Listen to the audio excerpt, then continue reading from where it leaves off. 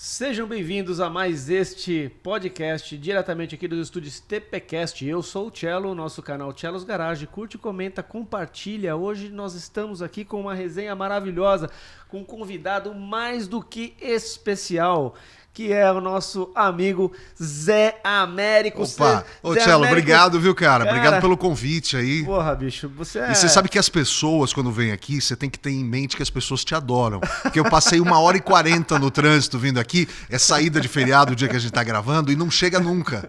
Não chega nunca, era melhor ter vindo a pé. Isso porque o nosso estúdio, cara, ele era lá em Vargem Grande Paulista. Então a gente tinha uma dificuldade tremenda de levar a galera pra lá, sabe? Agora Aí, só mudou o local da dificuldade. Pois é, mudou.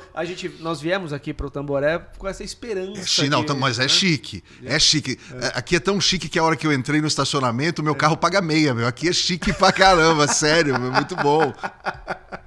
Muito legal, cara. Pô, obrigado, Zé, pela presença. Zé, você é um dos fundadores do Café com Bobagem. Que é um programa de humor antiquíssimo de quando você era criança, eu era moleque também, e é um programa que resiste ao tempo aí, que a gente é valente, a gente não quer acabar nunca com esse programa, porque as coisas que aconteceram na vida de todos do Café, sendo para outras coisas, de TV, de teatro, de cinema até, foi por causa do rádio, então a gente tem um carinho muito especial por essa marca. Eu imagino que sim. Cara, me conta um pouco dessa história, porque eu como telespectador, e eu sou um cara totalmente outsider, né? Eu não tô no meio artístico, a gente tá começando agora com essa brincadeira toda, e eu tenho um monte de curiosidades de como funcionava o mecanismo da rádio, porque isso que a gente faz aqui... É um programa de rádio filmado, né? Não é? É um programa de rádio filmado. Então, sei lá, eu sou de um outro tempo, que eu sou de uma época que a molecada queria ser locutor de rádio. E hoje ninguém quer ser locutor de rádio, todo mundo quer ser influencer digital, fazer o desafio da Nutella na banheira. Não, o rádio hoje é para quem é velho. Quem ouve rádio é 30 a mais, é 40 a mais. Duvido ter um moleque, duvido você tem filho pequeno, chega, putz, pai, eu quero ouvir agora a Maiara e Maraísa, pai. Nossa, que horas vai tocar a Anitta? Não, é uma outra vida que a gente vive, né? Então, são outros tempos. O rádio hoje, eu acho que funciona muito no carro, funciona quando você está viajando, você mora fora de São Paulo, com certeza você vem ouvindo rádio, você saber como é que tá o trânsito na chegada da cidade, você quer ouvir o papo, você quer ouvir a informação, e algumas músicas que são legais, mas as músicas boas mesmo, é uma coisa que eu falo em todos os lugares, às vezes eu sou massacrado que eu falo isso. O legal do rádio é o papo, não são as músicas, né? Pois é, as resenhas que acontecem. São legais, são legais, porque as músicas são as mesmas, né? Mas antigamente, Zé, tocava-se música. Hoje em dia eu observo que são poucas as rádios que tocam música. Não, hoje... é porque tocam bastante música, mas o que acontece é que eu acho que os programas legais, os programas que chamam a atenção são os programas que não tocam música. Você vê o caso do Pânico, você vê, tem o programa do Tatola na 89, tem programas da Energia 97, o Morde e Assopra, que são programas que a pessoa quer o papo. A música, eu escolho as que eu gosto e coloco no Spotify. E eu vou fazer uma seleção que vai me agradar muito mais do que as que estão tocando aqui. E eu não tenho nada contra. Eu acho que tem gente que não tem acesso ao Spotify, tem gente de um monte de coisa, mas eu gosto do papo, que eu gosto de falar. Eu gosto de falar, gosto de ouvir papo legal, isso é que me chama a atenção. E algumas músicas, porque eu sou bem mais do que 40 a mais, eu gosto de ouvir as músicas mais velhas, dos anos 80, 90, essas eu gosto. É o meu caso. Essas eu gosto. Mas você também não tá tão velho assim. Eu estou, é galo mais, né? É galo mais. O cara fala, quantos anos você tem? Fala 51. E é isso, mas... Eu tô no 50 já. Então, também. Mas a gente tá nisso. E eu acho isso que o rádio, eu acredito ser o meio de comunicação mais legal. Que é mais imediato, mais... as pessoas falam que o rádio vai acabar, vai dar a notícia que vai acabar a internet, a televisão vai ser pelo rádio. Mas eu acho que está mudando, né? Hoje o rádio é um rádio meio televisivo, é um rádio com câmeras, é um rádio que perde um pouco a magia, porque normalmente as pessoas que trabalham em rádio são muito feias. Se elas fossem bonitas, elas trabalhavam na televisão. Então você vai ouvir aquele cara com aquela voz maravilhosa, é feio pra cacete. Então muitas vezes não vale a pena você ver aquele cara, oi, tudo bem? Como é que você está? Vamos ouvir George Michael, Carlos Whisper.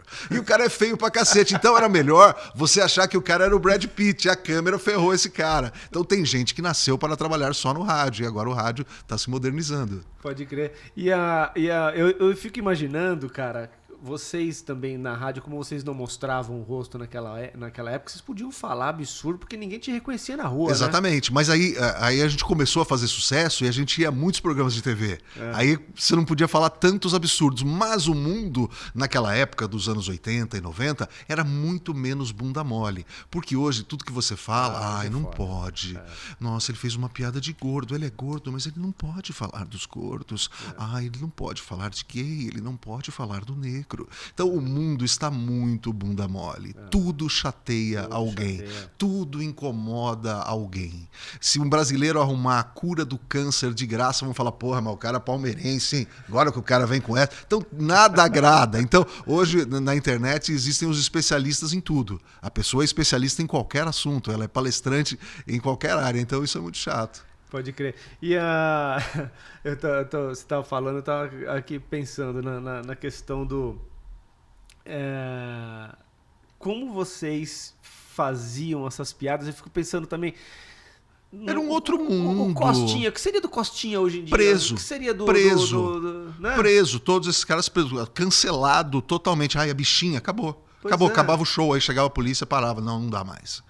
Então, sei lá, cara, eu não sei quem é que tá certo. Eu acho que a gente deve fazer as coisas como você faria na sua casa, um pouquinho mais. Um pouquinho mais, porque eu acho que existe muita hipocrisia. Existe muita hipocrisia e isso daí é desde sempre. Também acho. Uma vez nós fizemos um show para 4.000 pessoas em Foz do Iguaçu. Tinham 4.000 pessoas, era de um grande banco. E antes da gente... 4.000 é difícil até a acústica, é difícil até para você... enfim, a gente estava fazendo o show. Antes de começar o show, chegou um diretor e deu uma palestra de bons costumes pra gente. Mas deu uma lavada de meia hora na gente. Olha, não pode falar isso, não pode falar aquilo, não pode falar aquilo outro, e você tem que pensar aquilo porque tem mulheres e porque tem não sei o quê, não sei o quê. Foi um show xoxo pra caramba, morno. Agradou, mas morno, total. E acabou o show, a gente entrou num ônibus para ser levado para o nosso hotel. E esse cara veio abraçar a gente, cumprimentar e falou assim, pô, agora vamos comemorar, vamos no puteiro. Eu falei, não, o mesmo cara que falou que não podia falar nada. Então existe muita hipocrisia, o mundo não é isso que a gente pensa. Então, sei lá, eu acho que a gente precisa fazer um negócio que, assim, que a sua mãe pudesse assistir, que seu pai pudesse assistir sem ficar com muita vergonha. Só que tem algumas coisas que você precisa falar, porque senão você só na internet já estaria bom. Então o show, você precisa ter um limite seu, mas não que as pessoas coloquem, né? Claro, evidente.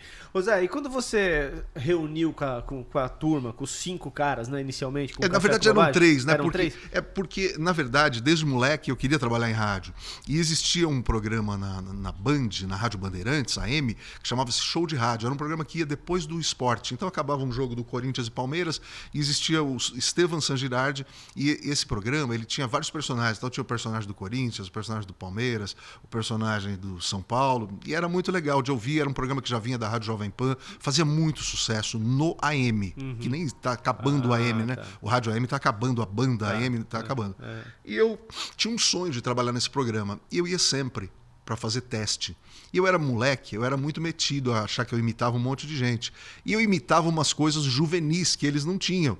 Porque existe uma coisa que é assim, quando você cria uma imitação, muitas vezes as pessoas imitam a sua imitação, porque você descobriu alguma coisa naquela voz que as pessoas ainda não tinham descoberto. Tal pessoa fala desse jeito, então vamos começar a fazer tal coisa. Que nem o Renê, que trabalha comigo, ele começou a imitar o Zé do Caixão, falando o quê? Praticamente. Então qualquer pessoa que imita o Zé do Caixão fala praticamente. E ele nem falava isso. E ele, nem sei se ele falava. Então a pessoa imita a imitação. É muito engraçado isso. Então, eu fazia umas imitações na época, isso quando eu tinha uns 16 anos, eu imitava umas coisas na época que eu não via as pessoas imitando. Tipo o Suplicy, na época, o Eduardo Suplicy, que ele falava melhormente as pessoas, a importância das pessoas. Eu imitava a Bruna Lombardi. Porra, como você vai imitar a Bruna Lombardi? Porque ela fazia umas coisas que não é a voz, é o jeito, eu não sei, porque ela fala meio em dúvida, falava meio assim, eu não sei, eu não sei. E não tem nada a ver, mas era um negócio besta na época. Eram imitações que não é um negócio que é igual, mas é só para chamar a atenção e falar, o cara é muito idiota, é o que ele tá fazendo. E eu gravava essas fitas com 16 anos e deixava no show de rádio E eles ouviam e eles imitavam a minha imitação. Eu falava, porra, os caras não me contratam, meu, puta sacanagem. E eu comecei a ir para algumas rádios. Existe em São Paulo até hoje uma rádio que aluga horários, que chama Rádio Imprensa. Então na Rádio Imprensa você pode ouvir um programa de forró, depois um programa sobre carro antigo, e depois na sequência um programa sobre esoterismo, e depois vem um programa de futebol, e depois vem um programa como fazer receitas de bacalhau. Isso tudo no mesmo dia. E eu ouvia, essa rádio era muito perto da minha casa. Eu ouvia e eu comecei a ouvir um cara de madrugada. Esse cara era muito legal, chamava Ataíde Martins. Eu comecei a ouvir, ligava para esse cara, ele me atendia, me tratava bem. Eu falei, eu faço umas imitações de desenho. Não sei o que, é mesmo? Quem que você imita? Eu falo, eu imito o locutor dos desenhos aqui. É verdade, amiguinhos, Jambo e Ruivão. Sabe o Gorpo do He-Man? Puxa vida, He-Man, sou o Gorpo, amigo das crianças, He-Man. E aqui é a versão brasileira, aí São Paulo. E eu fazia essas coisinhas, e ele falou, vem aqui na rádio fazer. E eu comecei a ir na rádio, de graça, era pertinho da minha casa, ia a pé. E aí tinha um operador, e o operador era muito fofoqueiro, ele falou assim, ô Ataíde, você já viu que esse moleque te imita? Ele falou, não, quero ver. Imita aí. Falou, não, mas não é muito bom, não, imita aí. Pô, legal. E passou isso. De vez em quando ele falava, me imita, mas não falava no ar isso, me falava fora. Aí ele falou assim, seguinte, ele fazia o programa da meia-noite às 3. Ele falou, eu ganho muito jantar dos gerentes do restaurante, do maître, e nunca vou. Sabe o que eu vou fazer? Você vai ficar aqui na rádio me imitando, como se fosse eu, mas sem fazer graça, e eu vou jantar com a minha mulher.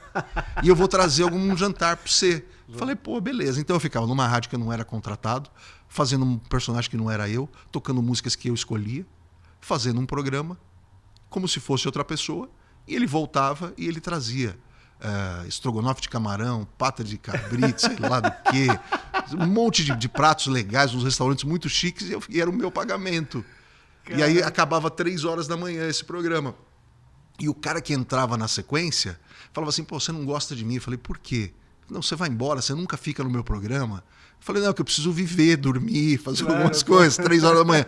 Aí o cara começou a me chamar, eu ficava do meia-noite até às 5. Esse cara das 3 horas, ele tinha uma empresa que limpava carpete e cortina. Ele falava, tem carpete na sua casa? Eu morava com a minha mãe. Então ele ia lá, lavava carpete, cortina, e eu trabalhava de graça da meia-noite às 5. Eu era assim, eu pesava uns 70 quilos. Caramba. E assim, era magérrimo e era um horário complicado. E você vai dormir de manhã, você nunca dorme bem, né? Você vai dormir das 6 da manhã, você vai acordar 11, meio-dia, aquele barulho zoado, com olheira. Mas e assim foi o começo. Puta, que doideira, cara. E aí os outros meninos chegaram... Não, e aí, então, aí... Vocês eram amigos de infância? Não, eu comecei a trabalhar na Rádio Jovem Pan, porque daí você é amigo de todos os caras da madrugada, né? Você conhece os locutores de todas as rádios, que é o pessoal sofrido, que ganha mal e que trabalha num horário péssimo. E aí um cara da madrugada, eu já tinha trabalhado em Itanhaém, que eu tenho casa de praia lá, eu fiz uma rádio lá em Itanhaém, isso quando eu tinha 16. Tinha um apresentador chamado J. Silvestre, da sua época, de TV. Não me lembro. Era um cara que fazia essas mulheres maravilhosas. Ele tinha uma casa em Itanhaém. Aí eu fui fazer teste na rádio, o cara falou, uma pessoa vai te ouvir.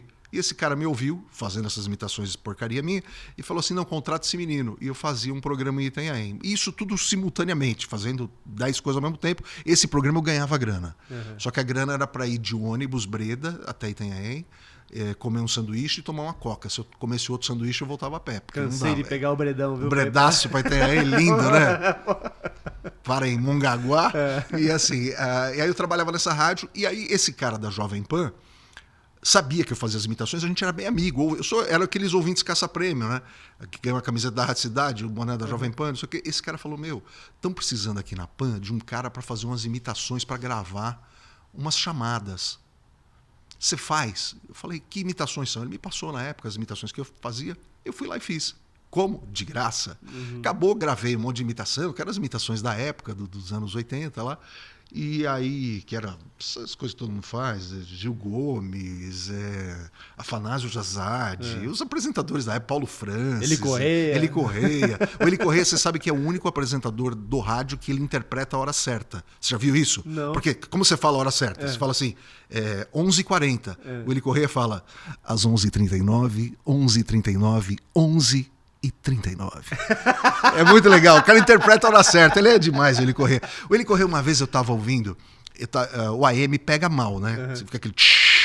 Eu estava na 23 de maio, indo para o centro, e o Eli Correia contando uma história. Aquele menino, ele tinha um problema.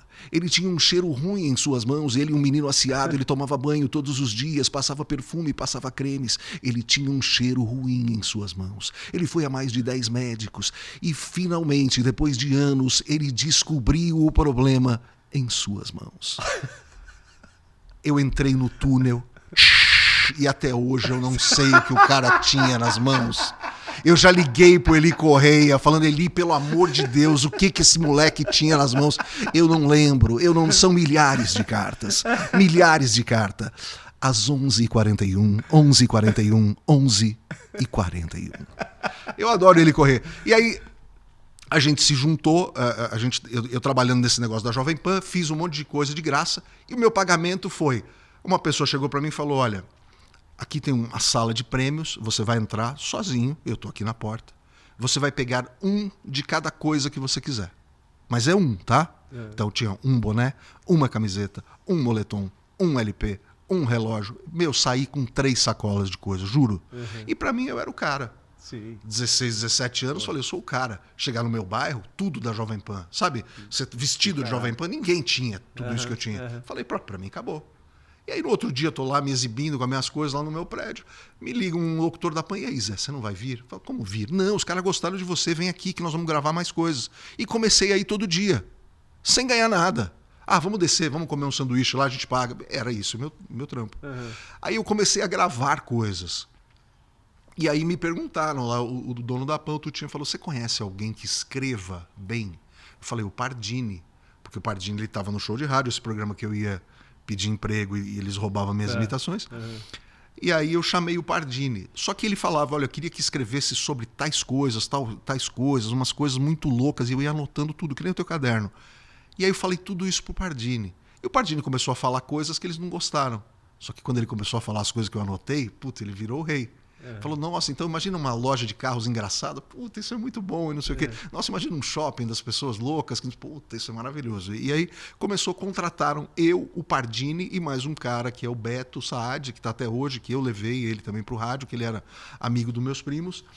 E a gente começou a fazer coisas na Pan. E a gente ganhava bem pouquinho. Mas era contratado. Imagina, eu com 18 anos, com carteira assinada na Jovem Pan, meu primeiro emprego. E era pouco. Eu lembro que eu sou de uma família classe média, porcaria, assim, mas tinha empregado em casa. Era o mesmo salário da moça que trabalhava em casa.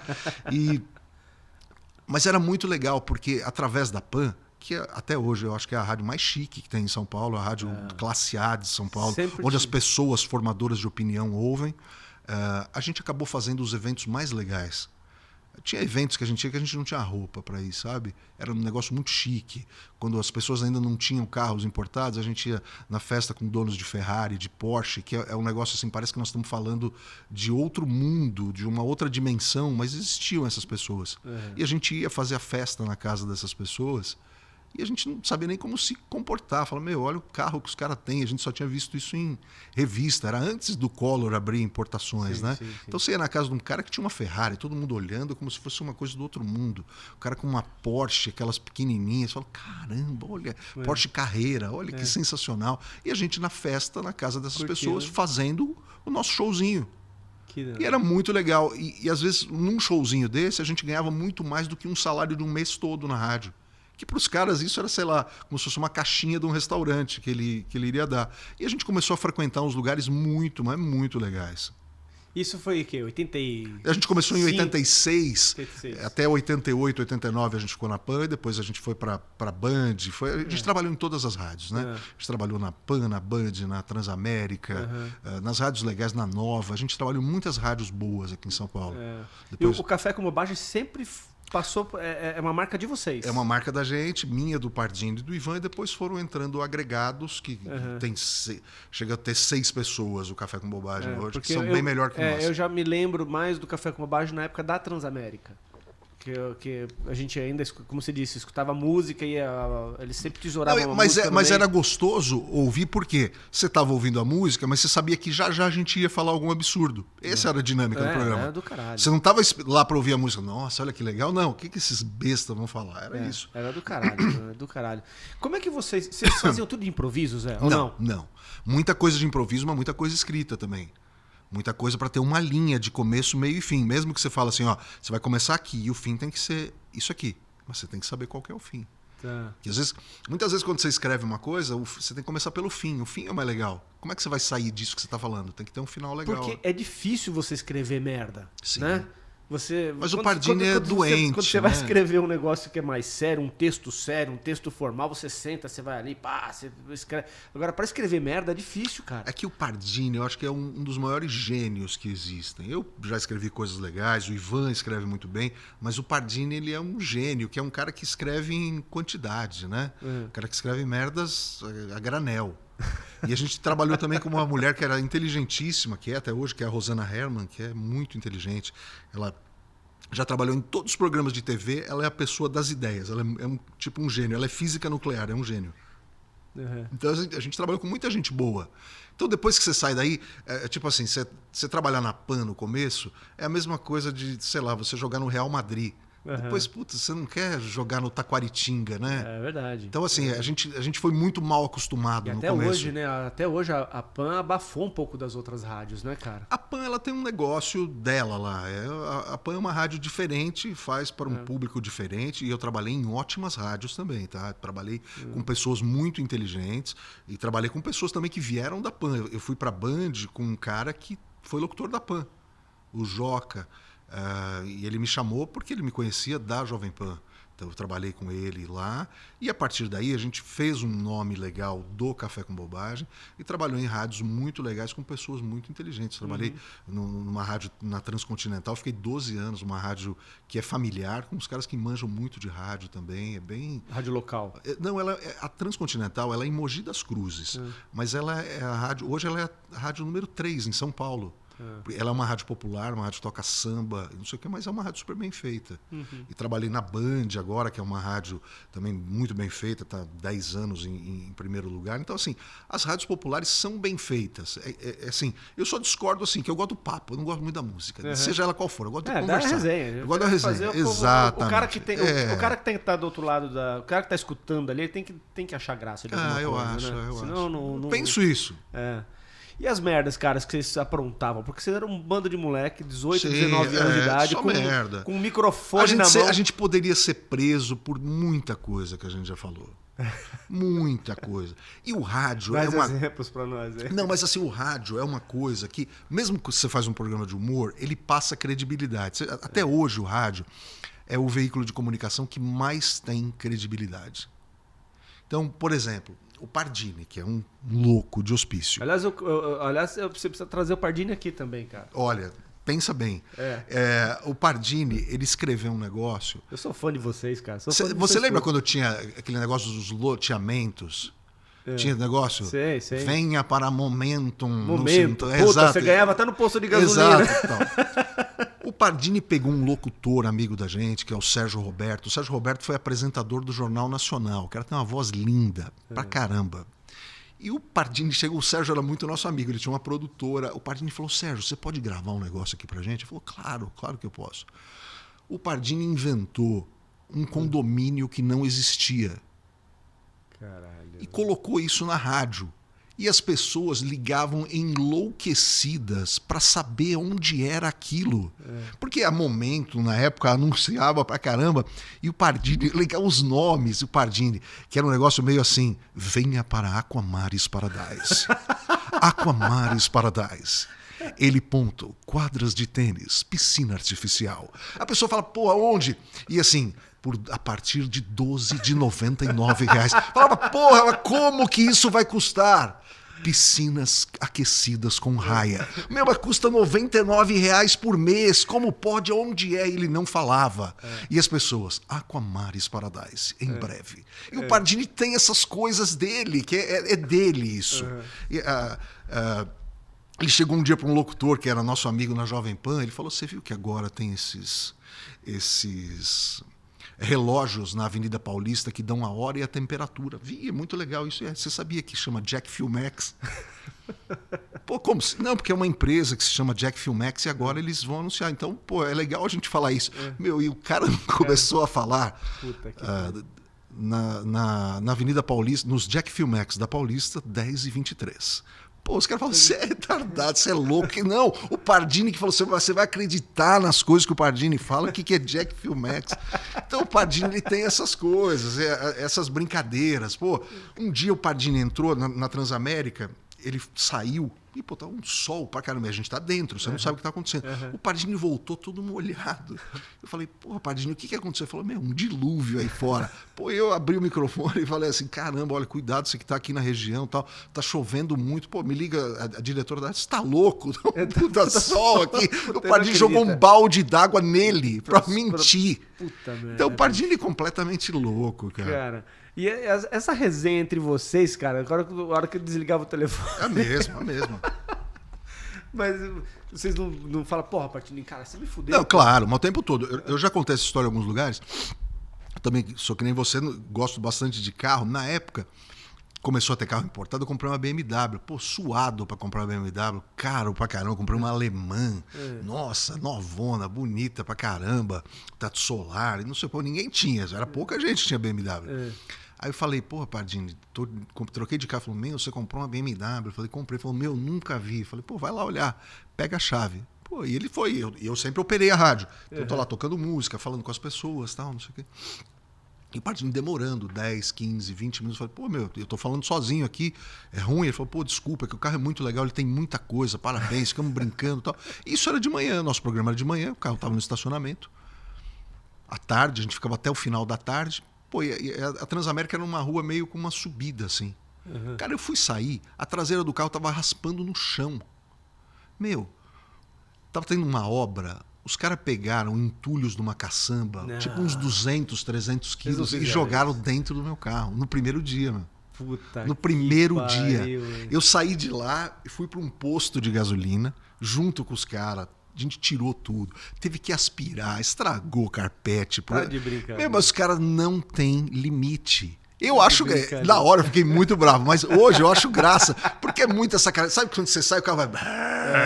Falei, pô, o carro forte, pra que ele não tá saindo do lugar, tá patinando, meu. Falei, puta, que sacanagem. Então os caras não têm limite, né? Que doideira. E o que vocês pensaram quando veio o Pânico? Porque o Pânico nessa época ele já não existia. Não, o Pânico veio depois. E aí o Pânico meio que trouxe o Emílio fala, de vocês, né? Emílio fala um negócio muito legal, que nós somos os professores do Café com nós somos os professores do Pânico. E eu sempre falei pra ele, Emílio, você tá certo, a gente é professor, que o nosso salário é uma merda mesmo. Mas a gente trabalhou com o Emílio. Eu falo, ele fica falando que é mentira. Eu já fui office boy do Emílio. Ele falou, como você foi meu office boy? Eu falei, um cara que vai pagar conta de água, luz e aluguel, ele é o quê? CEO? Não, é office boy, né? Ele falou, não, mas você era meu amigo. Não, sou até hoje, mas eu ia pagar as tuas contas, então eu era seu boy, pô. E o Emílio era muito amigo da gente, de sair de sábado, vamos no hotel tal, que eu não conhecia, vamos comer a feijoada de tal lugar. O Emílio sempre foi um super amigo da gente, e ele ensinou muito pra nós. E eles usaram muita coisa do Café com Bobagem, porque, não minha, mas do Pardini, que tinha aquelas vozes que eles faziam, o diretor, e não sei o quê. Aquelas vozes são coisas que o Pardini fazia. Mas o Pânico é um Café com Bobagem que deu certo, porque a gente sonhou a vida toda em fazer um programa igual o Pânico, e eles fizeram muito bem feito.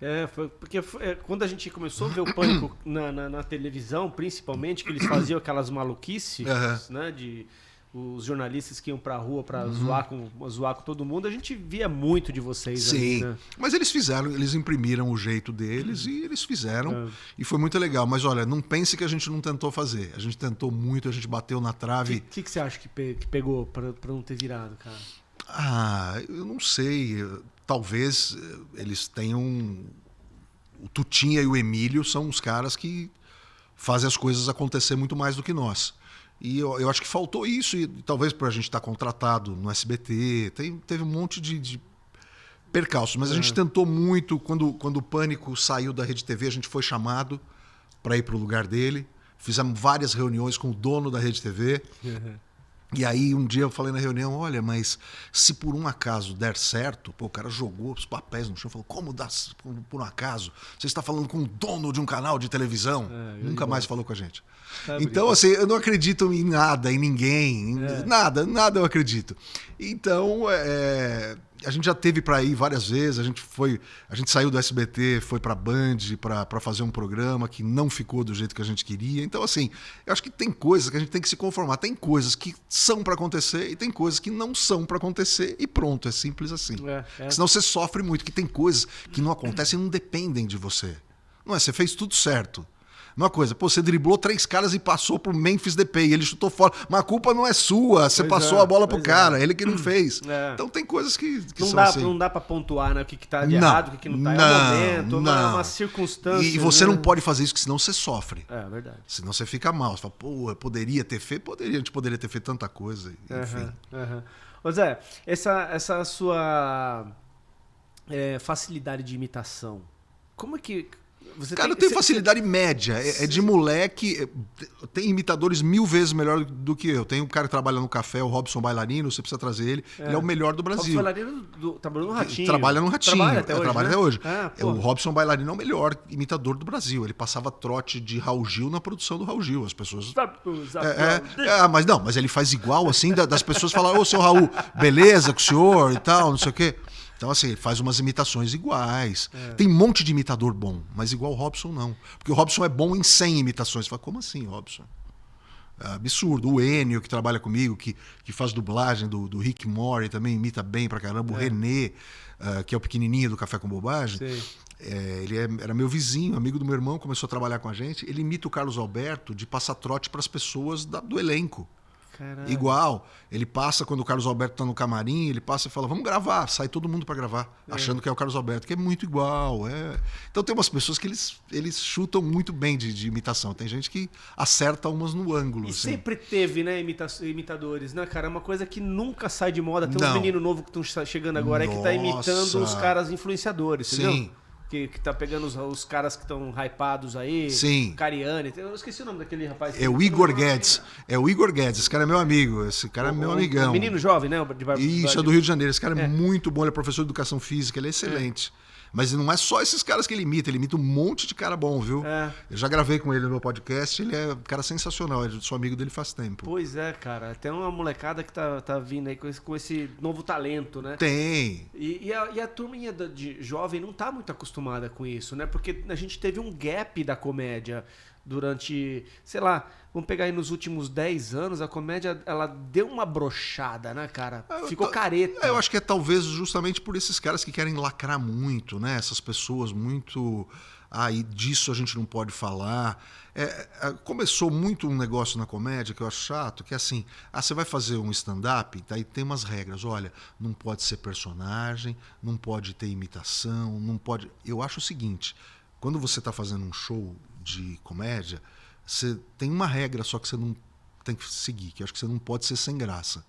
Você tem 15 minutos, se você souber cantar, cante. Se você souber imitar, imite. Se você souber recitar uma poesia, recite. Faça o que você tiver de melhor. Só que você tem que saber que o objetivo final é fazer as pessoas rirem. Então, acho que não tem regra. É que nem chegar numa suruba, olha, dedo no cu aqui não, hein? Pelo amor de Deus, aqui não. Porra, mão na bunda parou aqui, hein? Então, não pode, tem coisas que não pode ter regra. Acho que a única regra tem que ser, seja engraçado. Só isso. Não dá. Realmente, eu concordo plenamente, cara. Eu acho um absurdo esse negócio de limite do humor. O limite é o bom senso, cara. Pariu, o limite é o bom senso. E acabou, não pode falar sobre isso. Não. Nossa, sobre esse assunto não. Pô, pelo amor de Deus, cara, muito chato. Enfim. E o que mudou na forma, então, assim, de fazer humor daquela época para hoje?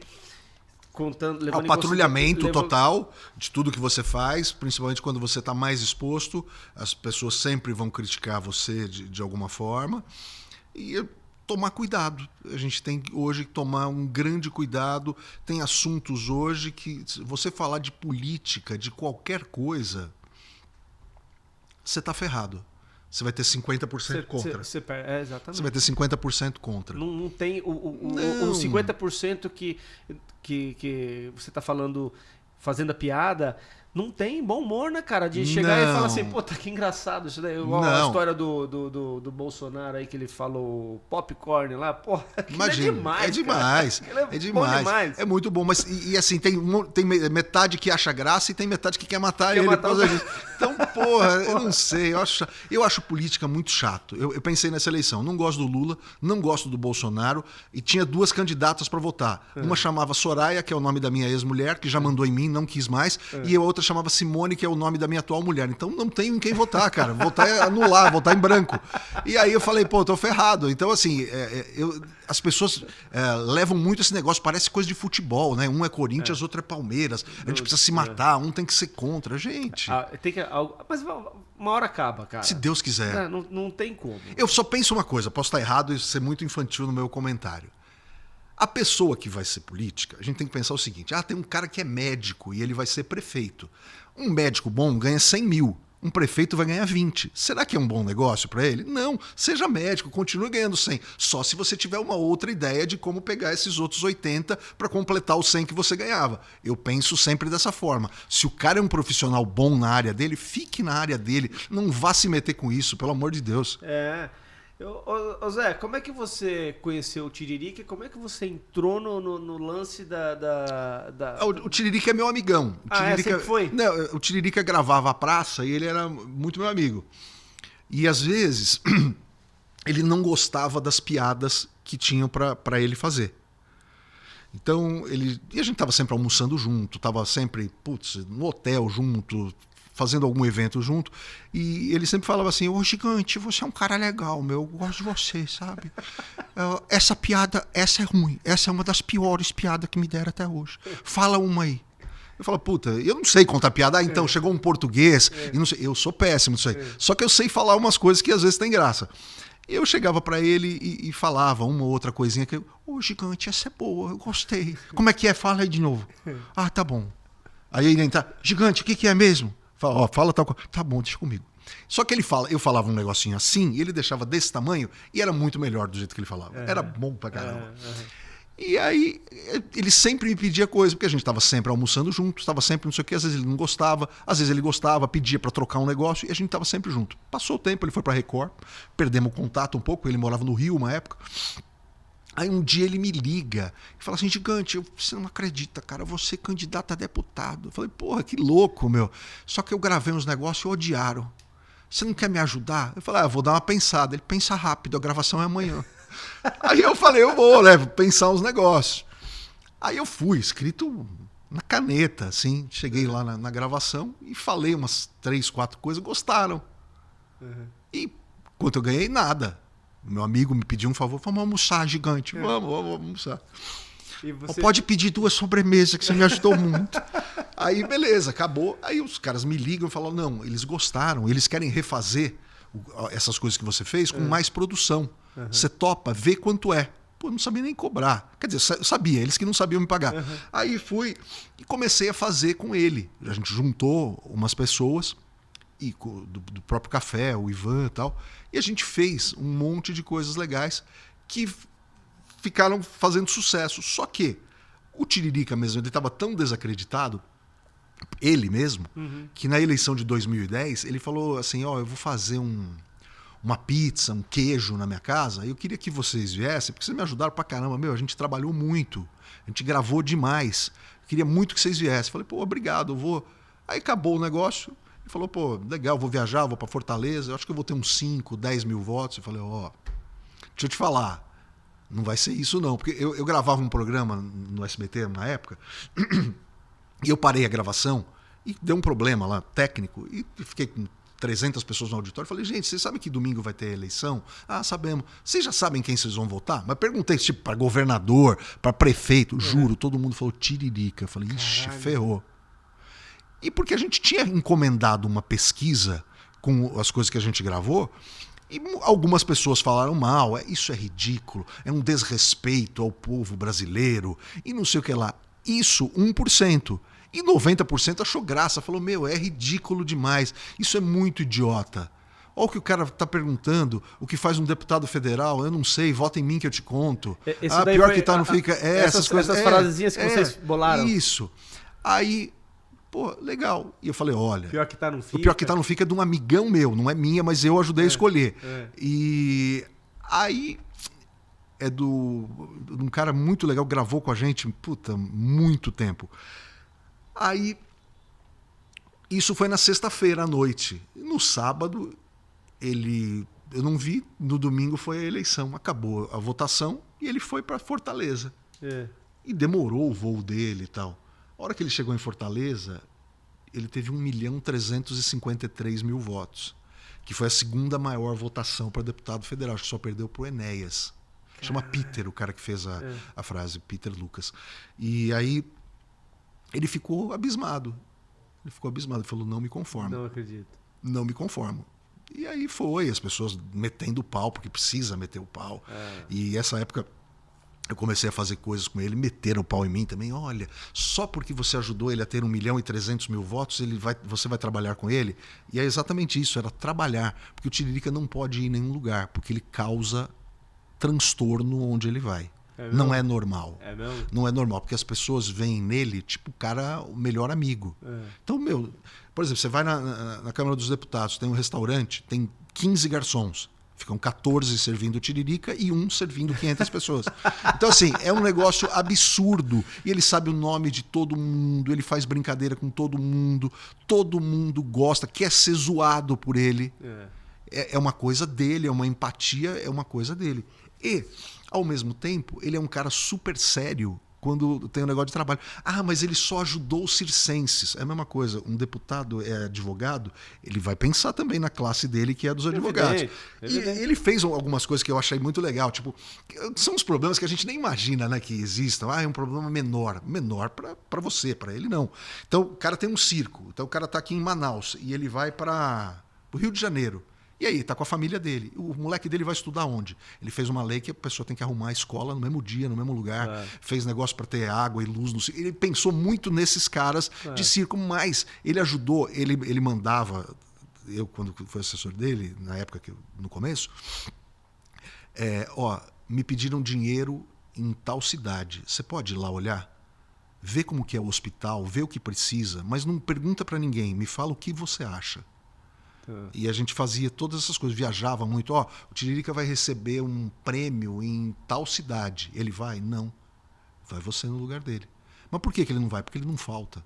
Ele fica lá, ele vai todos os dias. Então as pessoas não se conformavam que ele levou a sério. Mas como um palhaço vai levar a sério? Mas ele é muito bobo. Não, ele não é bobo. Ele é o personagem palhaço, só que ele é um cara que ninguém dá volta nele, não. Por palhaço tem um cara muito inteligente. E não sei se você sabe, tem milhões de reais que os deputados recebem de emendas que eles mandam principalmente para a saúde. Então, ele não é qualquer lugar que ele manda. Ele quer saber quem é, para onde vai e como ficou. Não tem bobeira. Você vai mandar 1 milhão para o hospital, não sei o que lá. Dá uma olhadinha no hospital, vê antes como é que é. Vê esse 1 milhão, o que foi feito. Tira as fotos, vê direitinho o que foi e vê se está certo. É isso. Então, assim, é um negócio bem... Assim, ele é bem... Ele não é uma brincadeira e ele é bem Caxias, sabe? Com essas coisas. Ele fala, ele falou, eu não posso errar com ninguém. Eu não posso dar R$1 que não seja para um lugar sério. E muita gente, com certeza, procura deputados para falar, então, você me dá essas 2 garrafas de água, depois vai voltar uma para você. Não, ele nem atende essas pessoas. Então, então, assim, ele é muito engraçado, palhaço, mas ele é um cara muito sério. Muito legal. Ô Zé, aí você transitou, então, assim, no mercado, né, cara, de... E eu acabei fazendo um monte de campanha. Várias vitoriosas, algumas nem tanto, porque nem todo mundo tem o perfil dele. Porque é fácil você dar uma coisa legal para um cara que é bom, né? Um cara que sabe falar bem, que tem carisma, que tem não sei o quê. E que o partido acreditou nele também. E sempre direcionando meio que para comédia ou não? Algumas não. Às vezes com algumas frases boas e algumas não deram certo, porque não depende, é aquilo que eu falei, não depende só da gente, depende de você ter um número legal, de você ter uma exposição na televisão legal, agora uma exposição nas redes sociais legais. E tem gente que não quer trabalhar muito na campanha, porque é chato, o corpo a corpo é chato demais, né? Vamos Fica comendo coxinha Largo fria. 13 em Santo Amaro, abraçar todo abraçar mundo. O cara todo não quer ir, mundo. não, meu. Eu verdade. quero que seja... Vamos no shopping Iguatemi. E às vezes não funciona isso. Você tem que ir para que dê certo, porque você precisa chegar junto em todo mundo. E a maioria que vai votar em você, não é o cara rico, Lógico, bacana, é lógico. o cara mais simples. É né? verdade, é verdade. Ô Zé, e você tem uma história com o Clodovil, não tem? Tenho várias. Né? O Clodovil é um cara que eu gostava. Eu fui um dos primeiros caras a imitar o Clodovil. No rádio, talvez o primeiro, que imitava bem. E ele odiava. Mas ele odiava porque ele queria fazer aquilo que ele fez quando você viu o Pânico. Ele gostava de causar. No fundo, ele estava gostando porque ele estava sendo citado. Mas ele tinha que falar que ele não gostava. Fazia? Você acha que ele se fazia? Um personagem total. Ah, é? Mesmo? Eu achava que ele ficava puto. Né? Não, é tudo mentira. E aí, um dia eu fui num programa que ele fazia na Rede Mulher, né, que é um canal pequeno aqui em São Paulo. E eu fui fazer uma brincadeira que ele tinha aquele livrinho, né, dos pensamentos. Minutos de sabedoria. Minutos de sabedoria. Ele falou assim, olha, eu já sei, estou conversando com você o tempo todo, mas você tá louco para me imitar, vai, faz aí. Eu falei, então empresta o seu livro. Ele falou, meu livro ninguém brinca. E bateu assim na minha mão, né? Eu falei, não tem problema, eu trouxe o meu de casa. Pô, já fui preparadinho, né?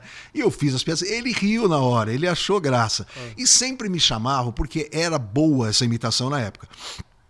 E um dia a gente foi contratado pelo Faustão, eu trabalhava na Globo, e não era toda semana que a gente ia. Me ligaram um dia e falaram, olha, o Fausto vai fazer o programa domingo, gravado, e o Clodovil vai. Você pode vir de Clodovil? Eu falei, posso. E eu cheguei num horário no aeroporto que não tinha ninguém. Qual a primeira pessoa que eu vi? Ele. Falei, não é possível. Nós fomos no mesmo voo. A passagem era marcada, ele foi na fileira da frente e eu na fileira de trás. Ele estava com uma amiga, falando só em francês. Tá brincando. Aí eu falei, cheguei lá, eu falei, não, tomara que tenham 2 carros. Não, tinha só um carro. Eu fui de São Paulo ao Rio de Janeiro com o Clodovil. Fui do aeroporto pro Projac com o Clodovil. E eu cheguei lá, já tinha começado a gravação do programa. Então não tem ninguém para ficar babando o ovo, para te dar atenção. E falou, onde é que é meu camarim? Por gentileza. E agora? Eu falei, não, eu te levo, fica tranquilo. Eu mostrei tudo para ele. Coloquei ele no camarim. Mas foi maravilhoso. E aí nesse dia até fiz uma pegadinha que era muito legal. Eu sabia o telefone da produção, que ficava uma produtora lá. Coloquei ele no camarim, tinha o nome dele na porta. Aí liguei para essa produtora e falei, oi, boa tarde, quem é? Marisa? Oi, é Clodovil, deixa eu falar uma coisa para você, já estou no meu camarim, aliás, ninguém veio me receber, achei ridículo da parte de vocês, não sei se vocês tratam assim todas as pessoas, mas veio um garoto daquele, é um alto, eu nem sei o nome dele, é daquele grupo, o Café Besteira, Café com Bobagem, isso. Ele está aqui e ele me levou ao camarim dele, não tem nem água, é assim que vocês tratam? No meu camarim tem sushi, tem sashimi, tem sanduíches, vinhos, e no dele não tem nem água, é dessa forma mesmo? Você quer que eu dê a minha comida para ele? Ai, seu Clodovil, pelo amor de Deus, me desculpa. Eu vou levar coisas para eles. Mas é verdade, você quer, eu dou, porque eu não vou comer. Na minha casa, graças a Deus, eu tenho comida, eu tenho condições de comprar vinho, eu tenho condições de comer sushi, sashimi. Eles acho que não têm. Juro, demorou 5 minutos. Um monte de garçons, porque o meu camarim era compartilhado, não era meu e de todo mundo que ia participar do programa. Entrou sushi, sashimi, canapé, sanduíche, bebidas alcoólicas, sucos, tudo. E o Clodovil. Depois, eu esperei uns 15 minutos. Marisa, é Clodovil mais uma vez. Obrigado, os mortos de fome já estão comendo e agradecendo. Então, essa menina deve pensar até hoje, falar, meu, esse Clodovil, mas olha, ele foi lutar pelos amigos. Não, ele não estava nem sabendo o que estava acontecendo. Aí, beleza. Eu vi a roupa que ele ia entrar e ele não sabia o que eu ia fazer. Ele sabia que eu imitava ele, mas o que você está fazendo? Não, eu estou aqui e tal, não sei o quê. Vi lá, ele estava com uma calça azul, uma camisa, peguei uma roupa muito parecida. Ele entrou e eu entrei. Puta, ele sabia que você ia fazer o mesmo quadro que ele? Mais ou menos, mas ele estava meio em dúvida. Aí eu fui e imitei. Puta. As pessoas riram pra caramba, bateram palma. Ele quis me dar uma dura, mas ele ficou um pouco sem argumento, porque deu muita risada, não sei o quê, porque eu falando que ele estava muito mal vestido, que o Faustão estava mal vestido, que não sei o quê e tal. E foi muito legal. E foi, acho que, uma das últimas vezes que eu vi o Clodovil e ele me ajudou a comer sushi sashimi na Globo. Sushi na Globo. Essa é a vantagem de saber a mas não é isso, é porque é uma mentira que fica muito verdadeira. porque o cara tá no mesmo lugar que você e ele falaria desse jeito idiota, com escroto. A pessoa fala, puta, é o Clodovil mesmo, olha como ele é, meu. Nossa, ele é bravo mesmo, e não sei o quê. E ele um anjinho, sentadinho ali quieto. Enfim, né? Bom demais. Ô Zé, o que te faz rir hoje, cara? Que tipo de piada que te faz rir hoje? Putz, tem pessoas que me fazem rir, né? Tá, tem um monte de humorista que me faz rir. Pô, eu sou fã do Igor Guimarães, acho bom pra caramba. Cara que imita alguma coisa muito bem, eu acho legal. Cara que tem sacadas boas. Piadas nem sempre me fazem rir, que eu conheço bastante piada. Eu não sei contar bem, mas eu conheço bastante piada. Eu gosto de cara que tem sacadas fora do ar. Que fala um negócio besta, caramba, olha o que o cara falou, meu. Um cara que eu achava muito engraçado, o Batoré, tinha essas coisas muito, que morreu, infelizmente. Eu gosto de caras que têm sacadas. O Renê, que trabalha comigo, tem sacadas. Cara que fala coisas fora do comum. Quinta série, meu. Quinta série, eu adoro essas coisas. Eu fico imaginando uma resenha de vocês fora do ar, tomando uma cerveja depois de umas doses de uísque. Eu queria estar nesse meio, viu, cara? É bom. E você sabe que a maioria de nós não bebe. É seco mesmo, no todinho. É mesmo? Na idiotice. E eu acho gostoso isso, da gente estar tantos anos juntos e a gente querer sempre estar perto. E quando a gente se junta para fazer show, a gente tá. É gostoso isso. Isso é muito legal. Porque normalmente quando os amigos da antiga se reúnem, normalmente vira uma sessão nostalgia. As pessoas começam a lembrar de merdas que fizeram. Sim, e porque se você for pensar, a vida da gente, pelo menos a minha, é um monte de fracasso com alguns momentos de sucesso. Então a gente lembra as merdas. Que é muito gostoso falar, pô, nós fizemos show, Teatro Bradesco, 2.000 pessoas, voltou gente, hein? Puta, esse foi demais, hein? E aquele show que tinha 30 pessoas em São Bernardo chovendo, esse nós não vamos falar? Não, tem que falar das coisas que deram errado, meu. E aí, é assim que funciona. É assim que funciona. E você teve o prazer de conhecer Golias, Jô Soares, Carlos Alberto de Nóbrega. Como que eram esses caras, bicho? Esses caras são muito legais, né? O Golias, esse é um dos maiores. Porque eu trabalhei com muita gente, na verdade, né? Eu trabalhei com o Agildo Ribeiro, que foi um grande humorista. Trabalhei com o Jô Soares, acho que eu fiz o primeiro quadro com o Jô Soares no SBT. Aí trabalhei com o Carlos Alberto, sei lá, acho que uns 30 anos, se somar duas passagens que eu tive. E o Carlos Alberto é um cara espetacular. Deixa eu só te interromper um pouquinho. Você escrevia para esses caras ou você participava de quadro com eles? Eu participava de quadros. Eu era muito moleque. O Agildo foi pra Band fazer um programa de bonecos. Não sei se você lembra isso. Tinha uns bonecos que a gente fazia as vozes. Então eram os bonecos dos políticos brasileiros e eu fazia as vozes de alguns políticos. E fazia manipulação desses bonecos. Era uma gravação super cansativa, demorava 12 horas. Era terrível. E a gente embaixo ali dos bonequinhos, terrível. Aí eu não aguentei mais, que eu era locutor da PAN de madrugada. E aí eu saí e me chamaram um dia. Eu fui fazer um show pro Enfio, um humorista, cartunista que morreu de HIV, ele tinha problema no sangue. E fizeram um show para ajudar o Enfio. Então juntaram todos os humoristas de São Paulo, vamos fazer um show. Lotou, sei lá, tinha 3.000 pessoas no lugar. E a gente agradou no show. Aí um cara me procurou e falou, meu, tô precisando de alguém que faça a voz do Sarney. Falei, pô, legal, vou fazer. Você sabe fazer? Eu falei, mais ou menos. Fiquei testando, treinando, fiz. Liguei pro cara e falou, vem fazer o teste. E eu fui fazer o teste no SBT e tinha dois senhores lá com um texto na mão, falou, lê isso aqui. Li. Lê esse outro aqui, legal. Faz uma aí da tua cabeça. Fiz. Pô, tá aprovado, tá contratado, parabéns. Os caras saíram da sala, falei, pô, quem são esses caras? Falaram, é o Max Nunes e o Wilton Marques. Eram os caras mais importantes que tinha, eu não sabia, eu era muito moleque. E aí me contrataram. E eu achei muito louco, eu já até contei essa história algumas vezes, porque é muito emblemática. Assim, a gente vivia uma época de inflação muito ferrada, né? 100% ao mês. Era uma coisa... E eu ganhava 5 não sei que lá na Band. Fazer o Agildo. 5 não sei que lá.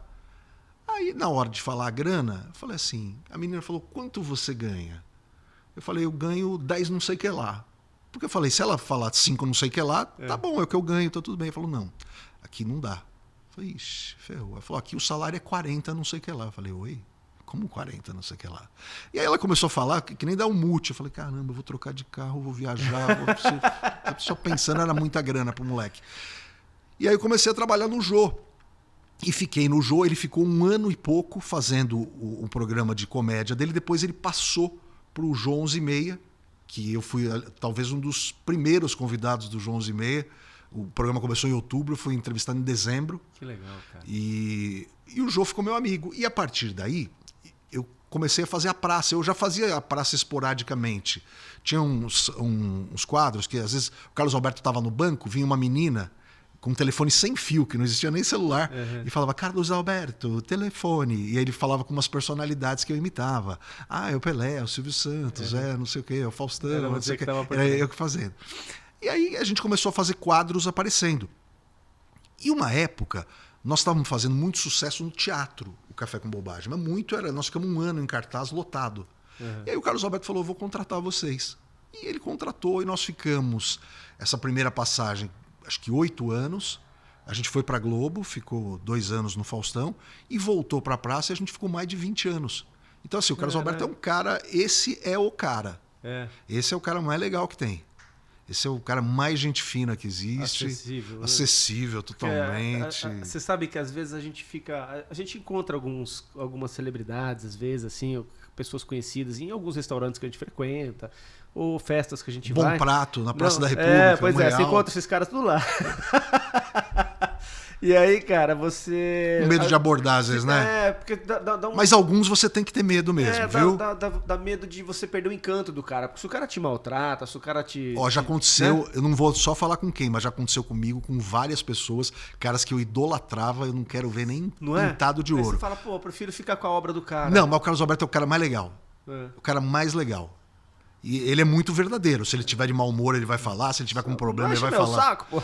Mas ele é um cara. Mas o René imita também, aquela querido tal. Mas ele é um cara espetacular, viu? Ele é um cara de ouro. Esse aí é. E o Golias? O Golias também era. Eu peguei pouco, né? O Golias ele morreu em 2005, né? O Golias. É engraçado que o Golias a gente ficava no mesmo camarim, né? E ele era um cara muito humilde, muito simples. É a mesma coisa, sei lá, eu fico julgando. É a mesma coisa do. Você conheceu o Pelé e acabar o jogo, ele fala, você achou que eu joguei bem? Não, Golias, você tá... Não sei por que a gente trabalha no mesmo lugar, porque o Golias era muito melhor do que todo mundo. É um cara que já foi o maior de todos e sempre foi um cara ótimo e sempre humilde, sempre humilde. Esse cara morreu rico, velho? Muito mais do que qualquer humorista. É mesmo? Muito mais do que qualquer humorista. Muito. O Golias tinha fazendas, tinha apartamentos. Eu fiquei mais próximo dele porque eu fiquei morando no mesmo prédio que a filha dele. Ele tinha uma filha única que já faleceu também. E ele estava sempre no meu prédio. A gente estava sempre conversando. Sempre, o tempo todo, assuntos mais banais, mais bestas. O meu prédio tem restaurante, eu sempre falo. Às vezes ele chegava no restaurante, ele estava almoçando com a família, eu com a minha família, ele passava, eu e você somos os melhores, você sabe, né? Cara dele. E era muito engraçado. E ele era um cara muito legal e ele tinha umas particularidades, né? Ele pegava uns motoristas de táxi e ficava de motorista dele. Então ele ia comprar coisa, o motorista estava junto, desde as 8 da manhã até 10 da noite, o táxi com ele. Era muito engraçado isso, né? E tem a história que ele sempre usava shortinho, né? O Golias ele tinha uma roupa. Eu nunca vi o Golias de calça, eu acho. Só gravando. Ele tinha um shortinho Adidas, curtinho, uma camisa branca, que era uma camisa social, que não tinha nada a ver com o shortinho, e All-Star sem meia. Em qualquer situação, ele estava com essa roupa. E um saco plástico com dinheiro, assim, um saco transparente com grana. Olha a segurança, o cara com R$1.000 andando assim. Então, era um cara muito engraçado. E ele dava caixinha para todo mundo. O cara que ajudava ele a trocar de roupa, o cabeleireiro, o maquiador, o cara que chamava o táxi. Era uma distribuição farta de grana. Eu acho que era da geração, né? Sim. Se eu pegasse minha avó, era mais ou menos assim, acho que talvez por conta da geração mesmo, de dar caixinha, de dar gorjeta. Mas para o tempo todo. O tempo todo. E um cara muito legal. Até já falei, tinha uns meninos de Minas Gerais que eles vinham de carro e eles traziam um monte de queijo de Minas. E ele comprava todos esses queijos para distribuir para gente. Abre o queijo para eles. E abria e tal. E pagava tudo. Porque ele dava esse dinheiro para os caras completarem de gasolina, que os caras gastavam muita grana e tal. E ele sempre foi assim. O cara muito, mas muito humilde. Muito, muito humilde. Muito bom. E era um cara muito amigo do Carlos Alberto. Era sempre o primeiro a gravar. Ele era a grande estrela do programa, era o Golias, né? Ele era. Mais do que o Carlos Alberto, né? Até o Carlos Alberto, que era o dono do negócio. O Carlos Alberto é um cara muito legal. Você vê a humildade dele no seguinte aspecto. O Carlos Alberto faz a redação final do programa. Então, se eu mando um texto para ele, ele vai reescrever, tira alguma coisa, acrescenta alguma coisa. Então ele sabe o que eu vou falar. E ele, você já reparou que nunca ele é o engraçado no programa? Pois é, ele é escada, né? Ele levanta a bola. Então você precisa ser muito humilde para fazer isso, né? É verdade. Então ele tem essa humildade, eu acho legal. Show de bola, Zé. Isso aí. Ô Zé, para a gente finalizar, qual que é a melhor imitação que você considera que você faz hoje? Ah, não sei, cara. Minhas imitações... Mas sempre tem um cara que todo mundo que você faz, a turma ri. Não, eu já fiz uma imitação que é mais antiga, que... você lembra do repórter Gil Gomes, policial? Uhum. O Gil Gomes, uma vez, ele ficou bem meu amigo. E ele ficou doente. Morreu, né? Ele morreu, infelizmente. Ele ficou doente. E aí ele foi chamado para gravar um comercial da Sempre Toshiba, que ia concorrer a um prêmio internacional de criação. Uhum. E ele falou, precisa ser gravado hoje, eu não posso gravar. Você pode gravar para mim? E eu gravei no comercial dele, no lugar dele, e esse comercial foi premiado. Então eu acredito que essa imitação minha é boa. Faz um carinho. Uma história terrível, mas terrível mesmo. Em nome do alisante Alisabel, que tá gostoso. E assim, eu imitei no lugar dele, que era como se fosse um crime acontecendo, que era perigo, incêndio, fogo na televisão. E tinha aquelas trilhas, tal, não sei o quê. E esse comercial foi premiado em vários festivais e eu fiz no lugar dele. Então, para mim, é um maior orgulho isso aí. Muito bom, cara, muito bom. Zé, fala um pouquinho do Contagem Regressiva para nós. Eu tenho um podcast na Uma TV, que é canal 33.2 e canal 100 na Parabólica, que é um podcast de preguiçosos, por isso que ele chama Contagem Regressiva. Ele tem um relógio, ele começa no 49 minutos, que é um programa de 1 hora, mas tem 49 minutos e a hora que chega no 0 acabou. E tá todos os sábados, 9h30 da noite, e repete várias vezes durante a semana. Uma TV é um canal novo que tem um conteúdo muito legal de muitos podcasts e de muitos programas bacanas. Pô, muito legal, cara. Zé, obrigado pela presença, meu velho. Obrigado você. Cara, é uma honra. E eu quero ver teus carros velhos, vou levar o meu. Ó, eu tô com Carmanguia. O que você tem lá de carro hoje? Não, eu tenho Fusca velho, Rural velha. Porra. Na verdade, eu tenho carro velho que eu não tenho dinheiro para ter um novo, mas o teu é porque você tem Carmanguia com motorização original ou não? Meus carros são todos originais. Eu só tenho um Fusca mexidão, que é um motor 2.100 turbo. Legal. Refrigerado a ar mesmo. Que é um carro bem... Então, eu tive um Fusca do Lata Velha. Assim, com os caras do Lata Velha que fizeram. Bem legal. Pô, que legal, cara. Bem legal. Assim, mas era originalzão e foi vendido pra Alemanha, sei lá, que os caras adoraram o carro. Foi muito louco. Hora, cara. Eu tenho um Corvette também, um Corvette Stingray, 1978, série 25 anos de aniversário. Eu tenho uma C10, uma caminhonetona C10 antiga, muito bom. Antigona. Tem um outro Fusquinha verdinho também, que foi meu primeiro Fusca quando eu tinha 16 anos de idade, que ele é igualzinho. Carro antigo é um vício isso aí, né? É um vício, cara. É um vício e dá dor de cabeça, hein, pai? Claro, é sempre 1000, né? Você vai usar... o cara é sempre 1000. Nunca vai ficar bom. Não mas ele tá paradinho, eu ligo sábado. Você tá ferrado se for andar. Vai ligar, não liga, a bateria acabou, entupiu a bomba de gasolina. É uma alegria dos mecânicos, não é isso? O cara te vê e começa até abre o sorriso, né? Se você tá com sua vida...